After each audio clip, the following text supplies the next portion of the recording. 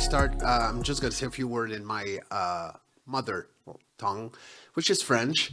Je voudrais simplement remercier en fait tous les organisateurs, particulièrement Jean et Lisa, évidemment tous les bénévoles et toutes les personnes qui travaillent à cette convention. Merci de l'accueil chaleureux et merci à vous d'être ici ce matin pour les quelques personnes, j'imagine quand même plusieurs qui comprennent le français. Comme vous voyez, je me force pour ne pas parler québécois parce que, bon, hein, disons à part les tabernacles et autres, il y a peut-être quelques difficultés de communication. Alors, I'm going back to English now. So we're going to talk a little bit more about creature vocalization. I've been doing this stuff for 18 years. So most of the time when you hear creature and monster voices in video game, you think that those are probably computer effects or animal sound. They are not. So usually I can actually describe in a lot of words what I do, but I'd rather you listen to some people of my team. Oh, no, that's not some people of my team. That's me. Actually, sorry, because I saw the video and I thought it was going to start at the video. So that's me. I've been a metal vocalist since 1991. So it gives you a little idea about my age. I've been also doing throat singing. If any one of you know Tuvan throat singing, Tibetan throat singing, overtone, I've been lucky enough to study with Tibetan monks, people from the band with Unurtu, and world-renowned specialists. I've also been teaching extreme voices and throat singing since 2008. I've trained a lot of people since then. I've been doing voice acting in video games since 2005. My first game being Far Cry Instinct. If you remember that game on Xbox, I did the voices of all the monster, and then they hired me to do the voice of Assassin's Creed 2 when you poison someone with a poison blade and the person is choking. That's actually my voice. They asked me to choke for 2 hours, and I was paid for that. And then I work on Prince of Persia, another game, and this is where we are today. So I specialize in extreme voices, of course, what I call vocal stunt work, because I basically call myself vocal stunt performers. Like in movie, we have stunt people. Well, in voice acting, I think we have the equivalent. I've worked on more than 30 video games. I did more than 200 characters since 2005. Some of the game I've been working on recently, a small project like Marvel Guardian of the Galaxy. I did all the voice of the aliens and the creature in there. Gotham Knights, Baldur's Gate 3. We did a lot of creature vocalization for that game. If you know Dead by Daylight, we've been doing most of the voices since 2 years now. I personally voiced the Nemesis in the DLC Resident Evil, so I had to say stars like this. So someone is already afraid of my presentation here. Recently I did the voice of the Xenomorph. You probably all know the Alien from the Alien franchise. I was the first human to actually lend his voice to that creature because usually it's been done with animal sound in there, mostly baby elephant sound. And I was actually able to pull it off with my own voice. I'm also casting director and voice director for video games since 2008. And I teach voice acting at the National Institute of Sound and Image in Montreal and various educational facilities around the world. I teach at the Out Network in Los Angeles and at Wonderland VO and other places in UK. So yeah, that's a lot. I'm already tired. Just so you bear with me, for me there's time zone differences here. So for me it's 6 o'clock in the morning. So so this is why there might be sometime a small delay in my brain. So yeah. Hi. My name is Sebastien. Here's what we do. President of the Monster Factory. Yeah, thank you.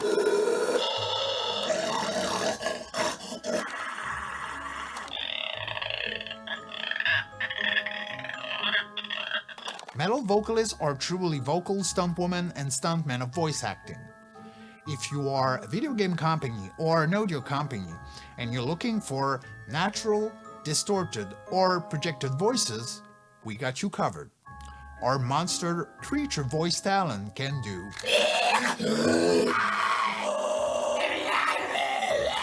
and this.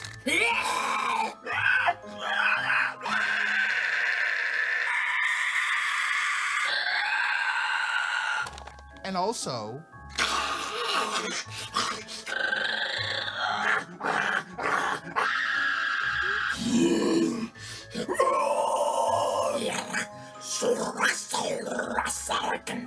Our scream artists can do.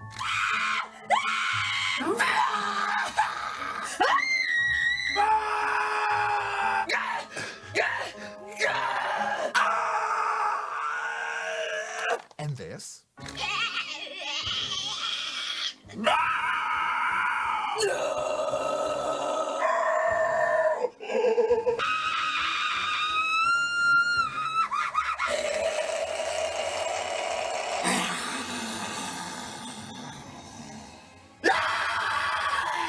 And also,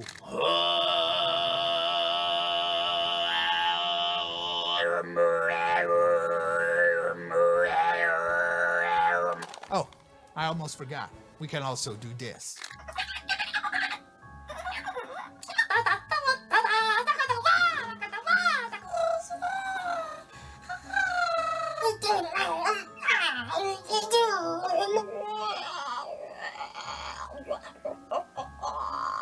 So if you're looking for voice talent for your zombies, alien, creature, monster, war cry, or any extreme sound in your project, contact us on our website.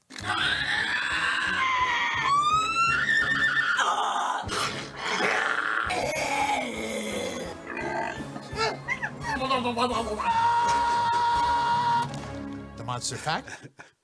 I think you understand now a little bit more what my job is. And yeah, we actually created a company now called the Monster Factory, and we have close to 100 voice talent around the world in 15 different countries.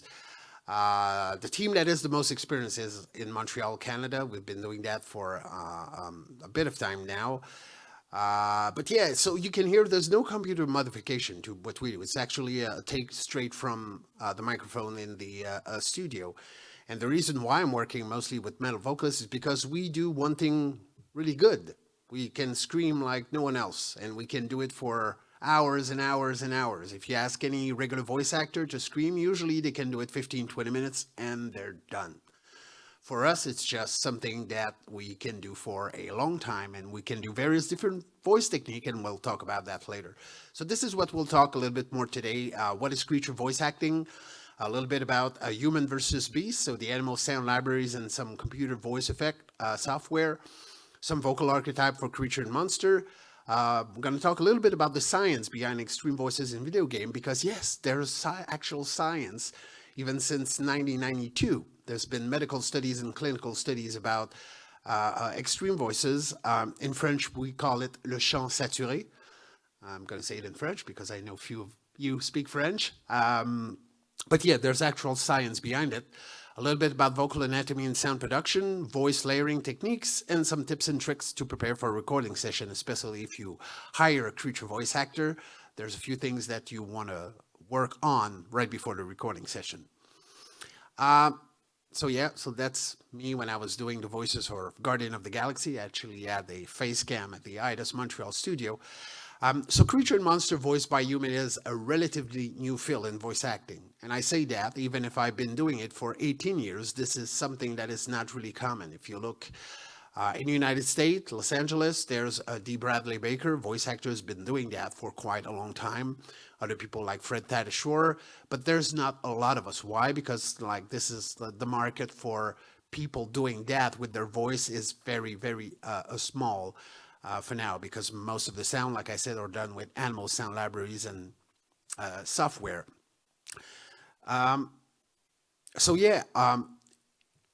They've been using, people in audio have been using animal sound library for quite a while, and we can go back as far as 1933. And I'm going to have a little audio samples for you right afterwards. So what is creature voice acting? Creature voice acting is not just about the sound effect. It's more than mimicry of sound. Of course, one of the prerequisites to do what we do is to be able, to do the sound first. But the thing is, when you look at video games, you probably have sometime between 20 and 40 different action to voice. So you need to be able to go loud, right? You need to be able to voice pain, death, attack, stuff like that. But you also need to be able to voice idle, breathing, some light efforts, different things like that. So if you're only able to do a sound, it can be a good thing, but you need to be able to adapt it and to be subtle sometime and to be loud. So again, the ability to do a sound is a good thing, but it's much more than that. It's a world where raw emotion are usually expressed through sound instead of word. Like in my career, I rarely had to use a script or script line. I did that in Prince of Persia, where I had some line in Farsi to said when I was a warrior skeleton, something like that. And then again in Shadow of the Tomb Raider, because I was actually a female character in Shadow of the Tomb Raider. I was one of the priestess in the game, so I had some line in Mayans. And then for Marvel Guardian of the Galaxy, we had some stuff in English to do actually. Even if most of the stuff we did was in alien languages, I had to invent 5 different alien languages for the game. I went from 80 pages of script in English and translated them into 5 different and unique language for the game. So we rarely have words. So it's usually really a visceral, actually, a performance.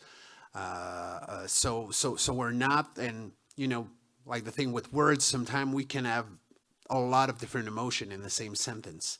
Usually with creature voice acting, like if we are hungry or hangry or enraged or any kind of emotion, it's usually one emotion, not a multitude of emotions layered in. It's really just one that we're playing with at that specific moment where we need to do the voice. As in human sound, some people refer it at grunts or onos or any kind of human, effort, attack sound. Each accent has a specific set of vowels and consonants. And this is basically what we're playing with, right? If you think about, let's say, pain sound, you have the letter A, ah, right? And then if you switch vowels at the end, A, ah, A, E, A, O, ah. And then I could do that with a monster voice. So it's basically exactly the same thing.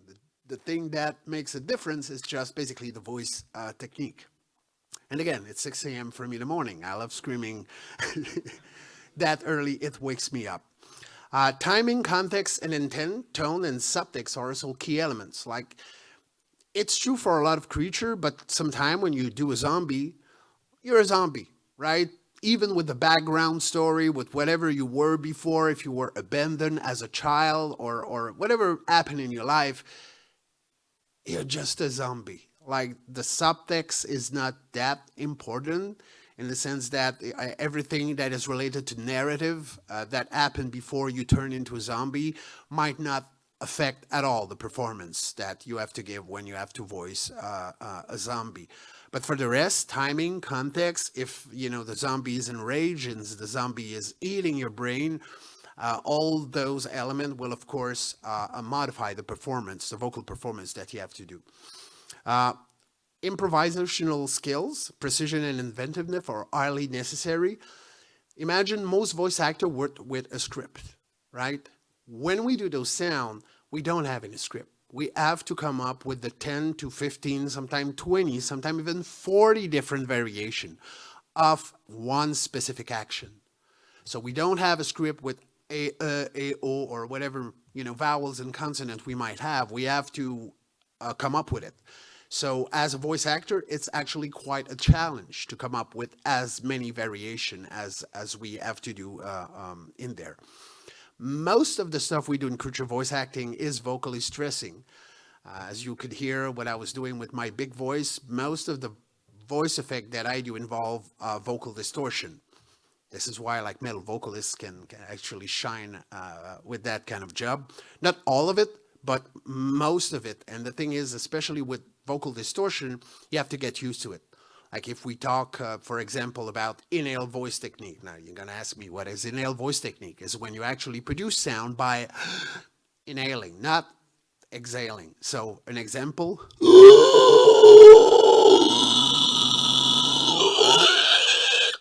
And if you know the clicker, there's...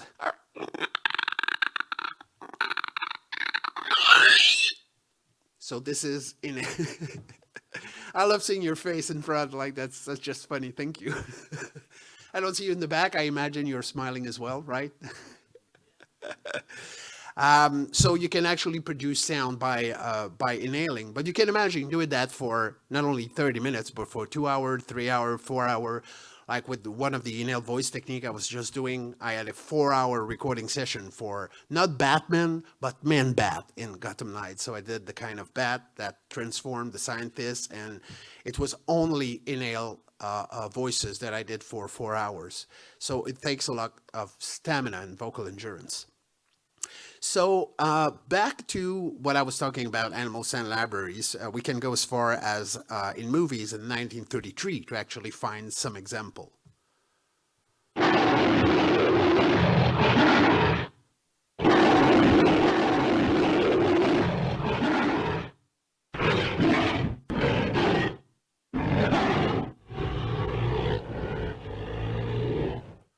And it's funny because, well, those are actually lion and tiger sound for a gorilla, right? They couldn't get gorilla sound for King Kong, so they decided to go with something else.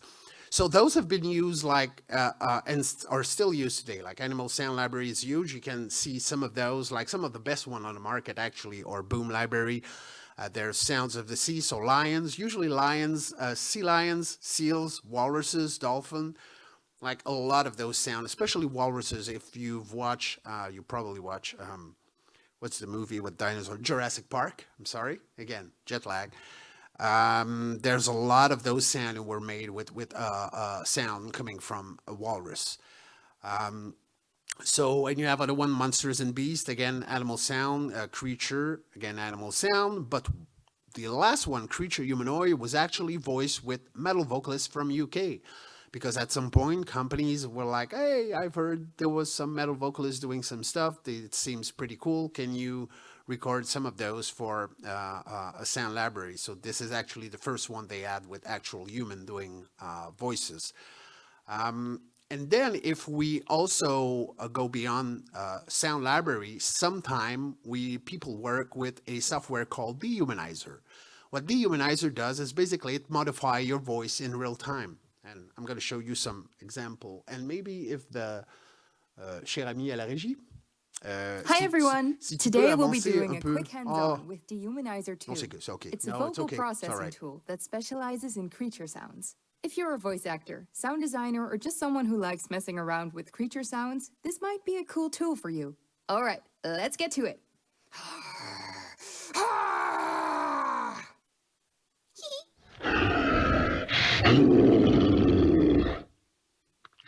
I strike the unjust and smite the unholy. I strike the unjust and smite the unholy. Warning. Prepare for emergency evacuation. Warning. Prepare for emergency evacuation. Hello, good sir. So very nice to meet you. I will be your robot servant for today. Hello, good sir. So very nice to meet you. I will be your robot servant for today.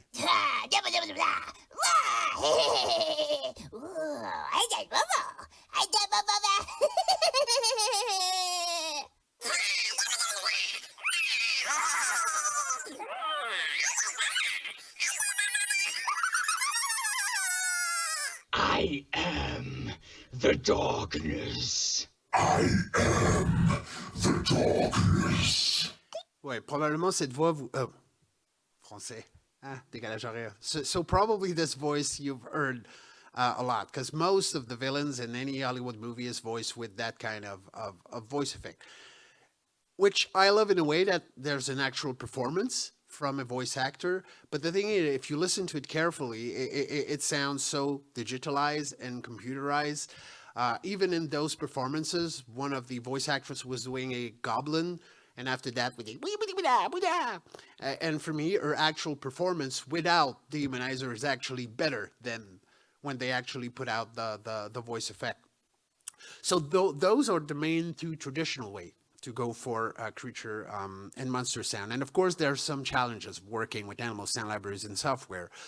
First of all, animal sound library can hack Basically, there's no acting, right? There's no performance, and they are generally limited to different action. If you look at any kind of sound libraries, usually you have your idle, walking, breathing, sometimes jumping, attacking, of course, pain, dying, probably 2, 3 different kinds of death, but that's it. But in the video game world, well, there's a lot more action, sometimes the voice, especially in AAA video games. Sometimes it can go as far as 40 different action that you need to voice. So if you have a sound library that only cover basically 10 or 12, where there's a lot of sound that miss or might not adapt to the specific action you or video animation that you have.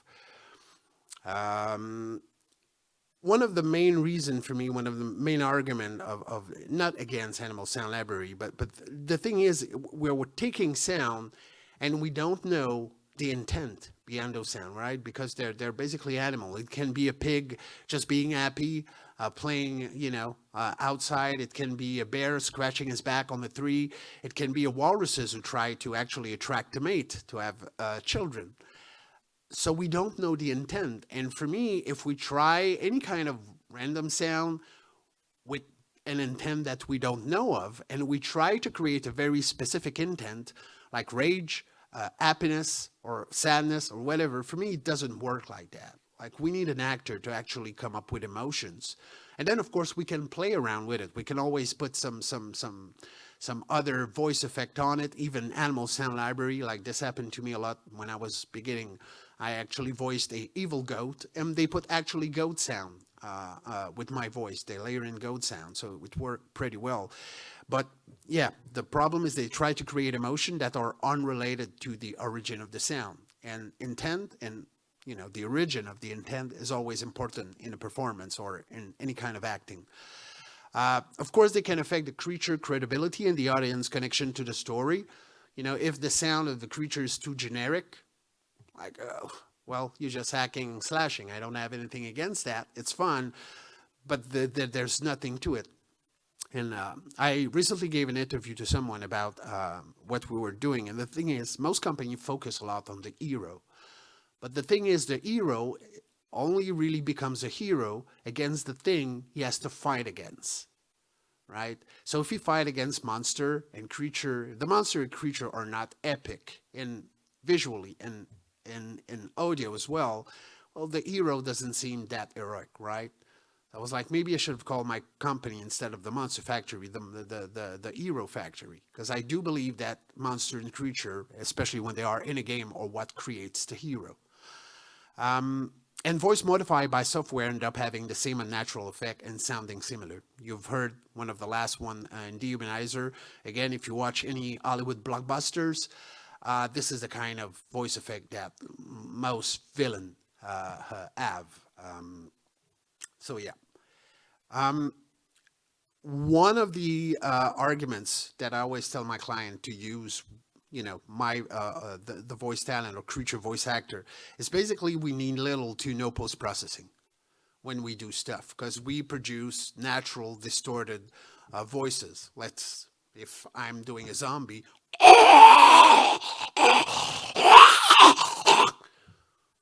do you think you guys need any post-processing on that? No, it's perfectly good as is. If I have to voice a goblin, hey, master! You don't need really post-processing on that, right? So most of the voice that we do are just put in the game mostly as is. Sometimes they put a little reverb or some stuff like that, but they don't need much. Like I said, software modification of a human voice can end up sounding too similar. And also, when we record, we can do different layer, and I'll talk about voice layering a little bit later, but we can do different voice technique and do some layer of voice, which act for me as a natural kind of sound design. And we save sound designers time and effort. Imagine a sound designer having to create a sound, a scary sound from Crash. Working with animal sound library, then you have to make sure that that sound will be able to adapt to all the video animation and the cutscenes. Now imagine this amount of work that we can actually take care in a few hours in a recording session. So, and of course, this is one of my main selling arguments with them. Usually the companies say, yeah, you're saying that. But usually when they try it, they, yeah, we save tons of time. So, and of course I have to justify my costs. So this is one argument. Also, like I was saying, I use vocal stunt performers / metal vocalists. And the thing is, like no other, we have a vocal endurance that allow us to do stuff longer than any voice actor. So our techniques, training, and experience make it possible to scream up to 4 hours without sustaining damage to our voice. Now, we are still susceptible to vocal stress, like we're not Superman, but most of the time, like people can do that for a very long time. I've been doing it for 33 years. And I just had a laryngoscopic examination, meaning I had a camera going through my nose to look at my vocal cords to see if my voice was healthy. So most people would imagine that after 33 years of screaming, I might have nods on the vocal cords, other kind of problem. No, perfectly healthy. So it's possible, and even like it's teachable. But that's the thing, like we recuperate faster than any voice actor because of our training. So we can go through the entire recording session without having to reschedule. They did a survey in Canada about extreme sound in video game, and one of the voice director actually was talking about the fact that half of his recording session he had to reschedule because the voice actor or the voice actress could not go through the recording session. Like after an hour, they had to stop. Like let's say that the recording session is 2 hours. Well, after an hour, they had to stop and reschedule because the voice talent could not go through it. And I can tell you that in 18 years of doing voices for video game, we never had to reschedule once because of voice-related problem. We had to do it once because my voice talent was hit by a car, which has nothing to do with voice-related problem, right? And the thing is, 2 weeks after, it was for actually Guardian of the Galaxy, he was in crutches and actually sitting down on a chair and doing the voices for the characters. So this is one amazing trooper. Vocal stunt performer, if you think about it, they tour frequently when they're metal vocalists during a year, and most tour consists of 25 to 30 shows a year. No, not a year, in a row. So they know how to preserve their voice. They can recuperate greatly and are less susceptible to vocal stress. Now, these are people that mostly scream every day for 6 months. Because when they go on tour a month, they come back, they go on tour a month and a half, they come back. So they have to be able to perform and to do that for a very long time. Again, if you think about any voice actor or actresses and you ask them to scream every day for an hour, 30 minutes, or 2 hours for 6 months, like they're not going to last probably a day or 2 days. And we can use different vocal technique within the same recording session and voice different character, which is also saving time because we can do stuff fast and more rapidly sometimes than any voice actor who have to take 10-minute breaks every 30 minutes. So a little bit about vocal archetype. Creature voice acting, you have a lot of different kind of creature. You have dragons, orcs, goblins, zombies, ghouls, vampire, name it. There's tons of them. If you listen carefully, most of them have what I call a vocal archetype. Vocal archetype being one specific type of sound or audio associated to that creature. If you think about dragons, usually it's eye screeching sound. But most of the time when they have to deliver a script line, they're really they're talking like this. It's really low voice. If you think about orcs, meat is back on the menu, boys. It's really a really low voice. If you think about goblin, again, it's I. If you think about, for an example, a witch, an evil witch, right? Like what most people have in mind is, and the thing that sound goes back to Wizard of Oz. If you remember Wizard of Oz and you look at the witch when she melts, oh, I'm melting, oh! So that's still today the kind of voice that most people have in their mind. Like when we have to voice a skeleton, except like in Skyrim, there's no sound. We just hear bones, but sometimes they ask to provide a voice for a skeleton. So can anyone guess which sound we have to do for a skeleton?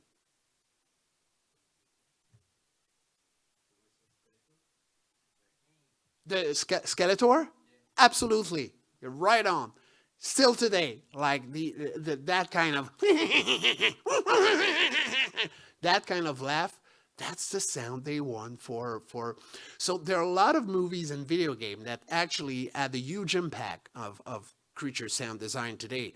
And even like with the laugh of the evil witch in Wizard of Oz, still today when people think about evil witch, this is the kind of sound that they have in mind, because those sound had a huge impact on our imagination.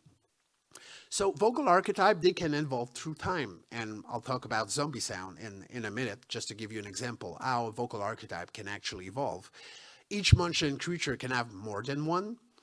Again, the example is zombie, but there are several other.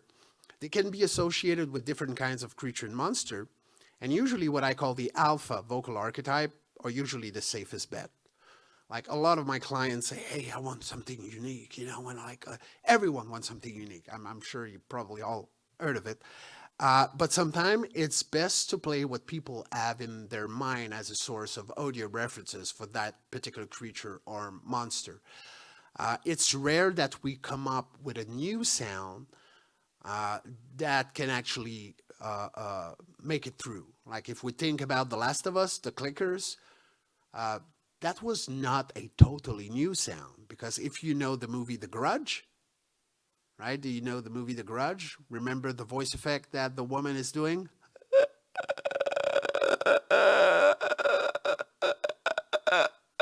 That kind of thing. Well, the clicker, I just raise the larynx. I go a little bit more to the nose. And that's the clicker. So it was not something really new, but they've done it. And now for the infected, this is kind of one of the sound that we can use now for zombie, but they're really associated with clickers. So even that sound, it's hard to use on any other kind of game when they're zombies. So talking about zombies, the evolution of zombie voices, like I said, vocal archetypes evolve through time. If you watch the first Night of the Living Dead movie with George Romero, you probably remember the sound of zombie being, or sometimes they were like mute, even in the old zombie movies that I have in my home, black and white, when zombies were mostly associated with voodoo and stuff like that. And then if you played Resident Evil on PlayStation 1, well, it's basically and one of my favorites is Bob from Day of the Dead. Anyway, they all sound alike, but yeah, this character, every time I'm like, oh, I love Bob.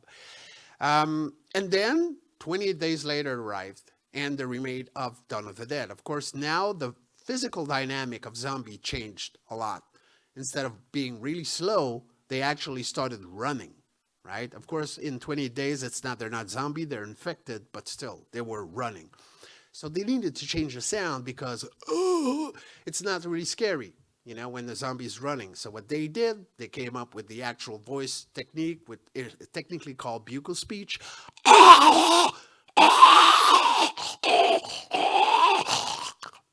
That kind of voice. So now, after those movies, if you listen to all the movies and video game, this was the actual voice technique that most people were actually using until Days Gone. If you listen carefully to the hordes in Days Gone, you can actually hear. So this is actually inhaled voice technique. So now that kind of voice technique is working for zombie. This is kind of a vocal archetype that we can use. And of course, Last of Us, the clicker sound.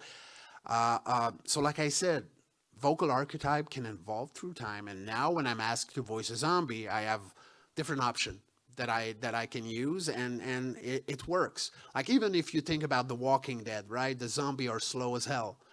What voice technique are they using? Well, they're using the same voice technique as fast zombie, but only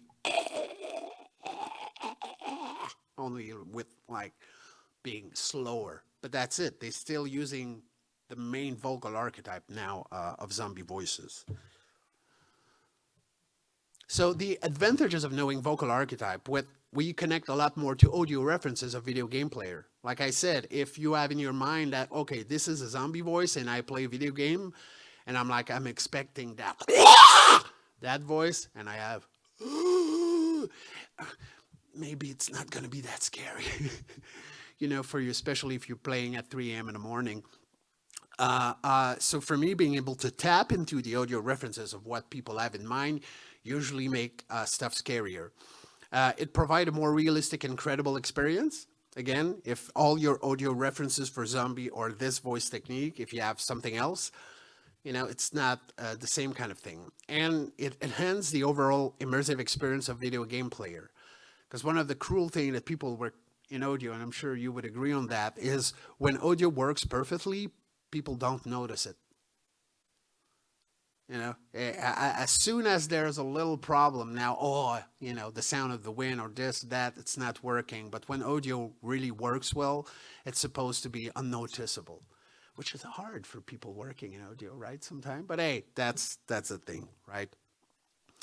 A little bit about the science. Like I said, I've been doing this stuff for a long time, and since before 1992, what I'm doing with my voice was considered vocal abuse. It's only when the first scientific study started back in 1992, actually, that people started to notice that we could actually control what we were doing. My first laryngoscopic exam was in 1997, and I was with a Tibetan monks and Inuit throat singers, and we all had camera down their throat. And for the doctor, what we had was vocal dysphonia. We had problem with our voices, and we could do weird sound, and we could not control what we were doing. That was, our old statement before starting the test. And we actually showed her that we couldn't not only control, we could do a lot of different things with our voices. And this is also during that laryngoscopic exam that, because they were Tibetan monks, that I saw that we were basically using the same thing to produce sound. Now, I know you're going to say Tibetan monks, death metal vocalists, no way. So the thing is, when you listen to Tuvan and Tibetan monks, they're basically doing, now it's 7 a.m. for me, all right? This should be better.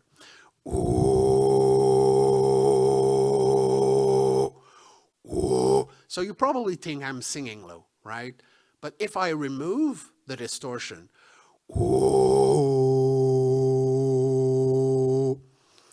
so when I do that, when I do a very specific vibration pattern with my false vocal cord, this is not my vocal cord. This is what we call in English ventricle folds, or en français fausse corde vocale, but this is just a mucous membrane right above the vocal cord. So there's a specific pattern that we do that produces a sound 1 octave below the sound that we are actually doing. So we have a fundamental note, ooh, and then by adding this kind of vibration, ooh, now I'm creating what we call a subharmonic, like a note 1 octave below the note that we're using. So when we had a laryngoscopic exam, we could see that I was using my false vocal cord, and the Tibetan monks and even the Inuit throat singers were using their false vocal cord, basically as a source of distortion. I was like, wow. And then when we analyzed the sound, we saw that basically we are producing the same kind of subharmonic.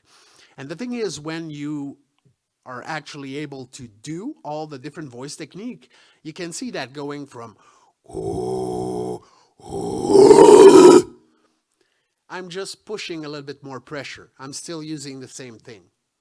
So I can go back and forth.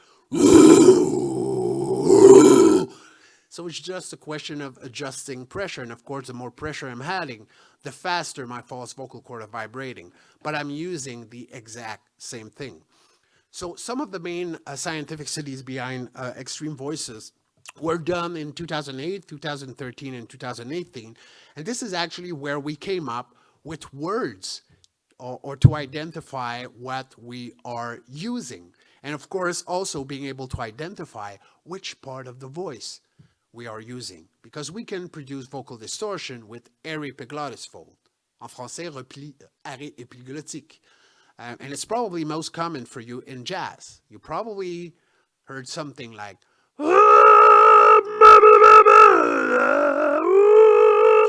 so this is not on vocal cord, this is not on false vocal cord, this is another sets of folds that we can use to produce sound. So we can use that to produce this. I am Venom. Sorry. Yeah, sometimes I cough. And believe me, it's normal, mostly because I'm tired.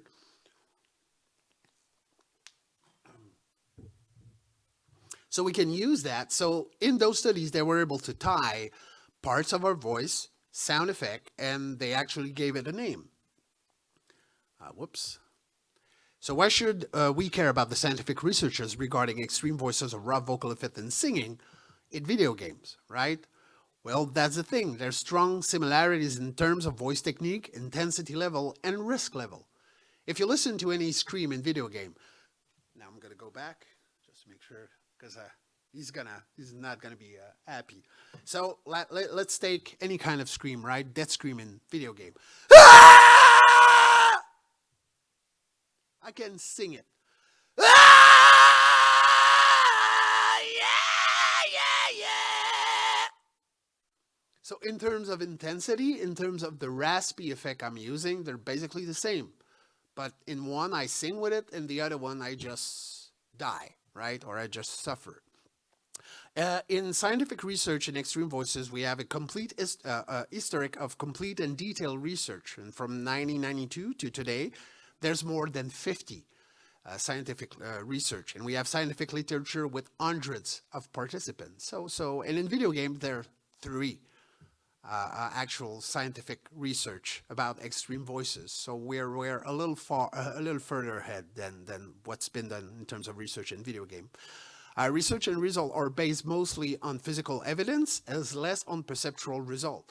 Most of the physical examination that we need to do when we do research, we have to go down there and look what's happening. We have to see if there's any sign of inflammation, if there's anything wrong with the voice, if there are nods on the vocal cord. Like some of the tests that has been done in the video game industry about rough vocal effect, they only rely on perceptual, self-perceptual assessment, meaning they're asking the participant on a scale of 1 to 10, how do you feel? This is highly unreliable, believe me. You need to go down there and to actually look at things, not only ask people, hey, how are you? Like this is not actual, it is science, but let's say that there are stuff that are more accurate. Research identify and catalog the physical element responsible for vocal distortion or their acoustic phenomenon, and the conclusion of some of the scientific research points toward a healthy and sustainable method for extreme voices. Like again, in those studies, they did not details about, let's say, the warm-up that metal vocalists or rock singers are doing. There was one that was published last year. They followed 20 rock and metal singers on a period of 14 years.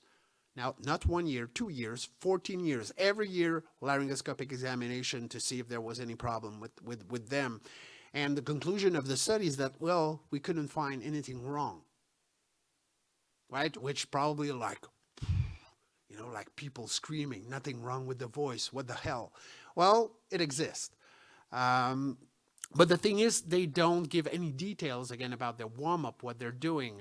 If they're screaming every day, every week, there's a lot of data that is still missing from those scientific studies.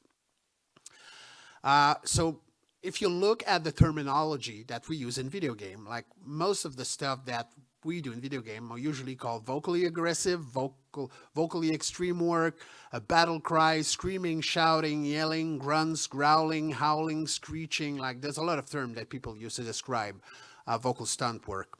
And if you look in singing, well, we talk about guttural sound, rough vocal effect, saturated voices. Of course, we have screaming, shouting, tonal throat, growl, grit, fry screaming, false chord screaming, atonal screaming, subharmonic distortion, polyphonic splitting, rattle, squall, creaking, pig squeal, rasp, and inhales. So the term used in the video game industry usually are more related to the action being performed, or the intensity of the work. As in, if you look in extreme voices and singing, the term used to describe extreme voices seems to be generally more related to vocal anatomy. Some of the terms are well defined in the actual scientific literature or tied to a specific voice technique or the acoustic phenomenon produced by those vocal effects. So why should we use the science and the terminology in extreme singing for a video game? Well, for me, it provides a science-based approach to creature voice acting. Like if you're asking me, hey, because, and I've been asked that so many times, can you try? And people never know how to describe what the sound, what should be the sound that result from what you are doing. So this is one of the things that we started to work on, is actually scientific terms that we can use to describe the voice effect, and we have a sound file that we provide to audio directors, sound designers, so they can just say, okay, what is the sound of Eric Peglasful? That's the sound. The thing is, we cannot project with that voice technique. What is the sound of polyphonic splitting?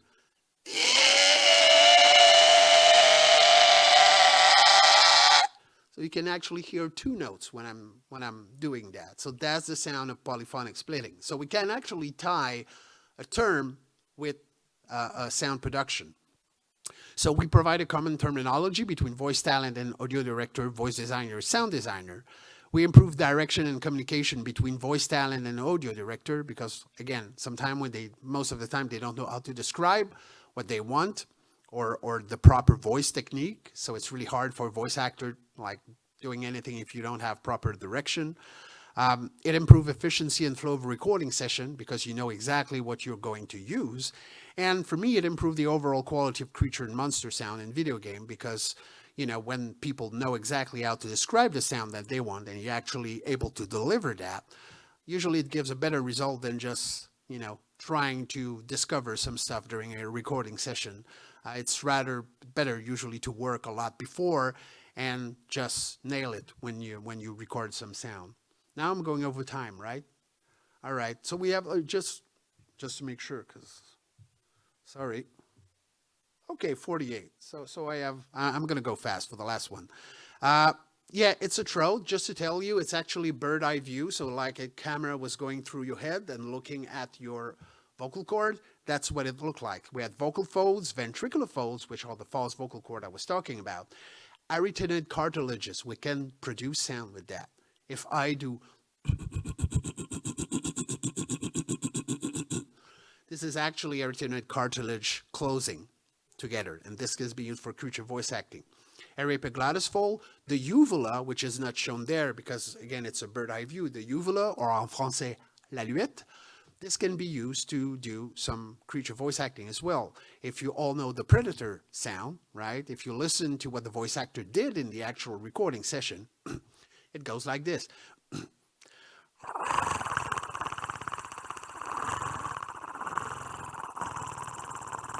And we can actually mix that with arytenoid cartilage and do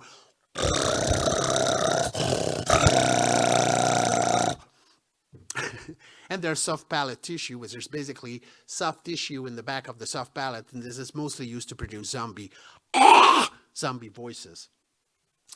So yeah, connecting anatomy to sound production, vocal folds can produce creaking, inhale, polyphonic splitting, ventricular folds, what we call grunt. That is the proper term actually to describe the use of ventricular folds in science. So grunt are basically, when you think about orcs in Lord of the Ring, meat is back on the menu, boy. Oh, there's almost a throat singing quality to the sound that they're doing, and they're using ventricular folds to do that. Arytenoid cartilage, the sound I just did, epiglottis fold, it's called growling, actually. A lot of people think growling is associated with metal music. Well, if you look at the science, it's not. Growling is really... So yeah, now you know that's growling in science. A uvula and soft palate tissue called mucous speech. So all of that are actually terminology that we can find in the actual science. So yeah, I'm just going to talk quickly about voice layering technique. We can actually do a lot of different kind of voice mixed together, and it really sound like a kind of natural sound design. So it's based on a core sound. We have a lot of different cores, low, medium, and high frequencies. We can layer from 2 to 4 different voices together, usually with the same voice talent. Layers can be linear or non-linear, meaning that all the sound, let's say you do 3 layers with your voice, the 3 layers, we have the exact same sound pattern. Like,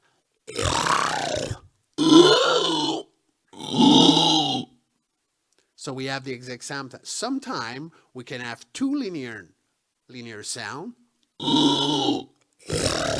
and then have another one that doesn't follow the same pattern. This is what we call nonlinear, and it gives pretty interesting result. And voice can also be layered with water. I did a lot of recording session with water in my mouth, and I was like, and it gives another kind of sound effect. We can also use PVC pipes, and of course, animal sound. Like again, sometimes people just want to play with sound, and they mix in different sound with their voices. So there's multiple combination possible. We can adapt to different creature, and it allowed the sound designer to play with layers because, you know, we all love playing with stuff, with our toys. So this is something that you can actually play with, and it creates a natural and realistic sound. Now, real quick, some voice example. Now, because of when I actually went from Canva, which I use my presentation, I was not able to transform the sound, but I have them. So I'm sorry, this is iPhone 14 quality sound recorded here, but it's going to give you an idea. So if we mix polyphony splitting, soft palate, and low inhale.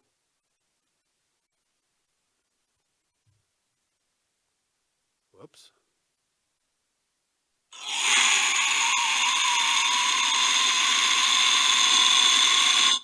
Right, this is natural voice. There's no sound design to it. This is just 3 voice mixing together. So if we, let's say, mix inhale clicking, uvula, and arytenoid cartilage. So I have to find, this one.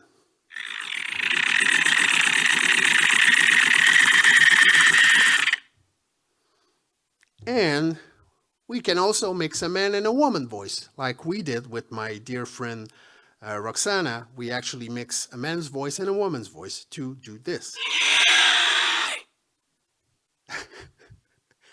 I'm going to play it again. Whoa. So there's 2 voices in there, man and woman, and they mix really well. And we can also mix stuff, do like I was saying, non-linear voices. Mostly, usually the high pitch frequency are the one doing the non-linear stuff.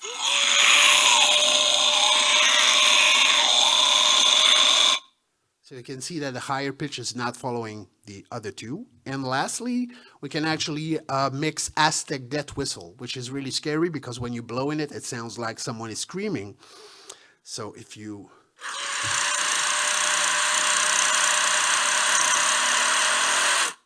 So there's a lot of things that we can actually play with. So I'm going to skip the tips and tricks to prepare for recording sessions. Since this thing is recorded, you have to play it back and just look at this thing because I've overstayed my welcome and we need to go to the actual Q&A period.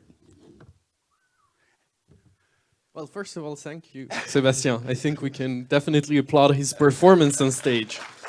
Thank you. Do you do tours? So we are very short on questions, indeed. I know, and I'm sorry for that. I usually give 3 hours presentation just to tell you on this stuff. So for me, just like trying to do it in an hour is actually quite a challenge. Thank you. So if somebody has one question, really burning question that they can't wait sandwich to go, do it. But then obviously, Sebastien, you're going to be here for the rest of the day. Yeah, I'm leaving tomorrow, so I'm here until, but yeah, if you have one question right there, Yes! This is the best. Is the question, are you hiring? Side, I was going to ask, how can we learn this? How can we improve this? Do you have like a special method? Is there a scholarship? You say that it's not a common It's not common, like not a lot of voice actors do this. So how do we get to this path? Yeah, no, but it requires training, of course. But you know, when I started metal vocals in 1990, there was no YouTube tutorial, there was no science. Now there is. So now this is something that we can teach. And I actually been a vocal coach for 15 years. This is, you know, this is teachable. The only thing is that this is a long process. Like some people would like you to believe that you can have a 4-hour workshop and then after that you're a creature voice actor. This is not the way it works. Like in anything, it requires works. But if you're dedicated and this is something that you're really serious about, like you can learn that and you can learn how to isolate each part of your voice, activate different kind of vocal distortion and actually combine different parts of your voice to create that kind of voice effect. And then this is only the voice effect. Of course, then after that, you need to work on the acting. Because like I said, if you need to voice 40 different action with a specific voice technique, you need to learn how to go from subtle to gruesome depth. So you have to be able to adapt to different kind of situation, which requires also a little bit of training. This is why I'm training. Like most people that I work with are usually doing their first contract, their first creature voice acting contract. And I have to train them. I have to do a lot of working sessions with them. But if this is something you want to learn, I'm one of the few vocal coach who actually teach that kind of thing. So you're more than welcome to send me an email. Okay, thank with sounds. Okay. Well, thanks a lot, Sebastien. Please don't assault him with questions just now. Let him get a sandwich, and then he'll be there later Don't during let the me day. get a sandwich, because you wouldn't like me when I'm hungry, no? Actually, the voice of the Hulk, just to tell you, in Guardian of the Galaxy. The Hulk smash, that's me. All right. Thanks a lot, everyone. Enjoy the sandwich. Thank you very Enjoy much. the rest of the day. Thanks, everyone.